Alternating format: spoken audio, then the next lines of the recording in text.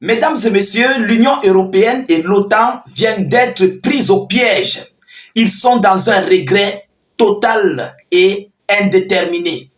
Alors, ils veulent réparer à nouveau le gazoduc Nord Stream 2 de Vladimir Poutine, ce que eux-mêmes avaient poussé l'Ukraine à détruire.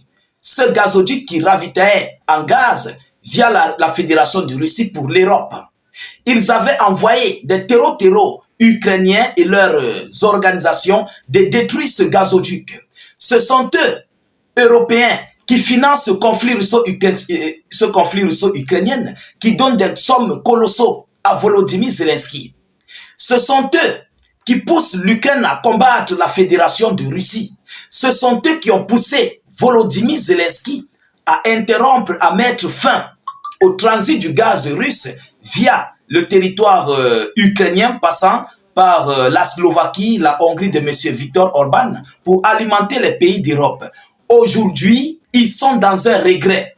Les prix du gaz sont en train de monter à la pompe. Un député de la Bundestag allemand vient de lancer la sonnette d'alarme. Mesdames, Mesdemoiselles et Messieurs, l'heure est grave. Oui, mais cette déclaration nous montre que la chute de l'Europe, la chute des industries européennes est en cours.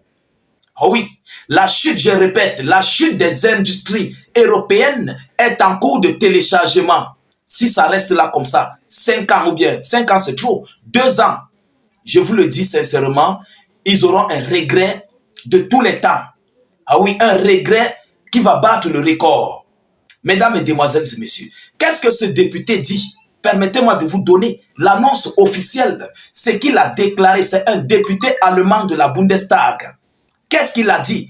Vous voyez cette image-là qui est là en dessous? En dessus, je voulais dire. Ça, c'est le gazoduc qui a été détruit, Nord Stream 2, qu'ils avaient fait exploser dans la mer. Vous comprenez? Mais aujourd'hui, eux-mêmes veulent monter au créneau pour réparer. Parce que Zelensky a dit qu'il n'y a plus de gaz russe passant par son territoire. Alors écoutez cette déclaration, mais je vous prie de sécuriser la vidéoconférence avec beaucoup de j'aime. Partagez la vidéo dans tous les groupes possibles. N'hésitez pas de vous abonner à nos différents canaux de réalisation.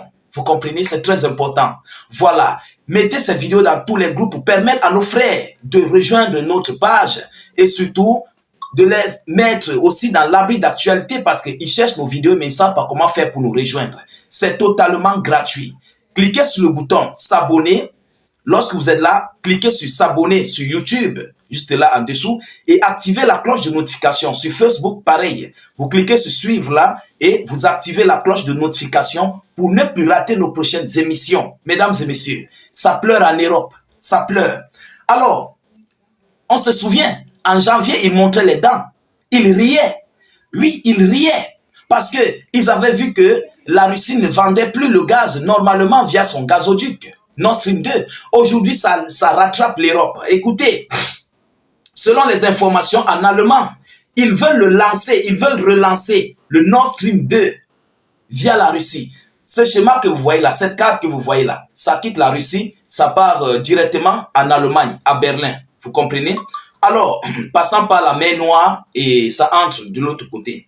Qu'est-ce qu'ils disent? Le député du Bundestag, monsieur Sevim Dagdelen, a appelé sur son profil sur le réseau social X à relancer la branche restante du pipeline. Il faut relancer la branche restante du pipeline. Là-bas, ça ne passe pas sur la terre de quelqu'un. C'est vrai, ça passe dans les eaux internationaux. Et là-bas, il n'y a pas de taxe quoi que ce soit à payer pour, on va dire que non, il faut verser à la Méditerranée ou bien à l'océan telle somme d'argent parce que le gazoduc passe. Bon, c'est vrai, il y a aussi les territoires des gens, même sur la mer, il y a les territoires des gens parce que ça a des limites. Vous comprenez? Alors, en arrêtant, il dit, je cite, c'est le même député qui le dit, il dit, je cite, en arrêtant l'approvisionnement en gaz russe vers l'Europe, l'Ukraine augmente encore les prix de l'énergie. L'Ukraine augmente encore les prix de l'énergie. Qu'est-ce qu'ils appellent l'énergie? C'est bien sûr le gaz. Ce sont tout ce qui fonctionne avec soit des générateurs ou bien qui fait tourner des industries, tout ça. Donc, les produits du gaz brut, du pétrole brut, je voulais dire. Donc, que ce soit le gasoil, que ce soit l'essence, que ce soit le gaz, tout en fait. Voilà ce qu'il lance comme alerte. En arrêtant l'approvisionnement en gaz russe vers l'Europe, l'Ukraine augmente encore les prix de l'énergie. Le gouvernement allemand et l'Union européenne assistent avec joie à la destruction de l'industrie européenne en raison des prix élevés de l'électricité. Le gouvernement européen et de l'Union européenne, le gouvernement allemand et de l'Union européenne assistent avec joie la destruction de l'industrie européenne en raison des prix élevés de l'électricité. Lancez enfin, il dit, je cite, lancez enfin Nord Stream, arrêtez de faire des cadeaux monétaires à Kiev. Mesdames et messieurs, c'est un député de la Bundestag qui le dit. Arrêtez de faire des cadeaux à Kiev. Chers dames, chers messieurs, on va encore aller plus bas. Le 1er janvier, le transit du gaz à travers l'Ukraine a été complètement interrompu en raison du refus de Zelensky de Kiev de renouveler l'accord. L'Union européenne est devenue dépendante énergétiquement de la Turquie. Donc aujourd'hui, c'est en Turquie qu'ils s'approvisionnent. Vous comprenez? C'est via la Turquie qu'ils s'approvisionnent. Mais qu'est-ce qui s'est réellement passé? Il faut que nous puissions décortiquer. Est-ce que ce n'est pas la Turquie qui a comploté avec Zelensky pour mettre terme au transit du gaz? On se pose des questions. Et maintenant, Erdogan, le président turc, par derrière, est parti raccorder avec les nouvelles autorités syriennes pour encore puiser plus de gaz pour vendre à l'Europe. Bon, c'est ce que je me dis dans mes analyses. Est-ce que ce n'est pas par hasard la Turquie et l'Ukraine qui sont derrière, ou bien certains pays de l'OTAN qui sont derrière cet acte? Mesdames et messieurs, c'est juste une hypothèse. C'est une hypothèse. Alors, voyant dans cette situation, aujourd'hui, ils sont en train de regretter fort. Pourquoi? Parce que les prix du gaz ont grimpé. Et ça va grimper de jour en jour. Je dis bien de jour en jour. Et il y aura aussi plusieurs sociétés européennes qui vont complètement fermer leurs portes. Pourquoi? Parce qu'ils ne vont pas pouvoir payer les taxes d'électricité. Ça serait très très coûteux et il faut payer les employés. Voilà où ils sont pris. Et on va assister au déclin des industries européennes d'ici 2 à 3 ans, maximum 5 ans. Le déclin complet et total des industries européennes.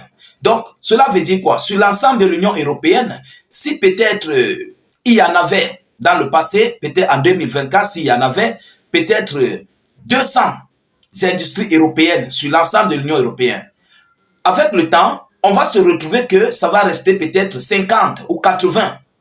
Vous comprenez? C'est une chute. Plus on ferme des structures, plus le taux de chômage augmente, plus il y a beaucoup de pauvreté.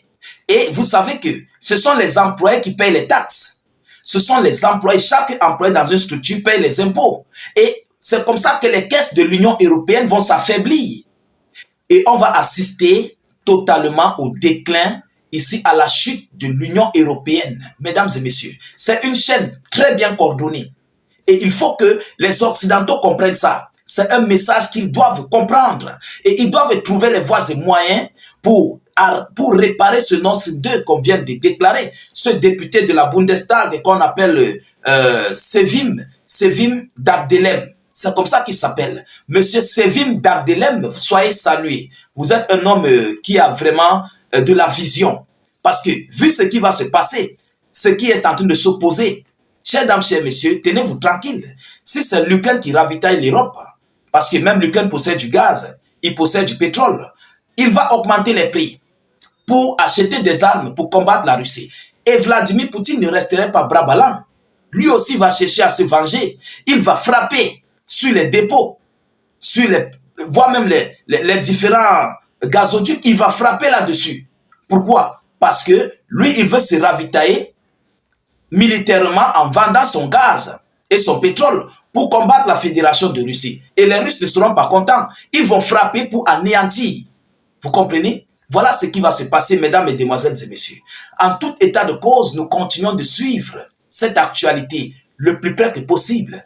Nous ne manquerons pas de vous tenir informés de la suite de cette actualité. De votre côté, continuez de rester serein, continuez de vous concentrer, abonnez-vous massivement à nos différents canaux, cliquez sur le bouton s'abonner sur YouTube, ça se trouve là, juste en dessous là, activez la cloche de notification.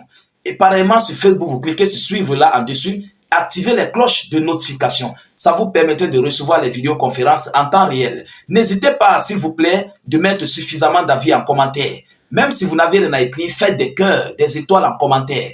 Je vous reviens tout à l'heure pour une prochaine série d'actualités. Soyez encore salués une fois de plus. Ciao, ciao.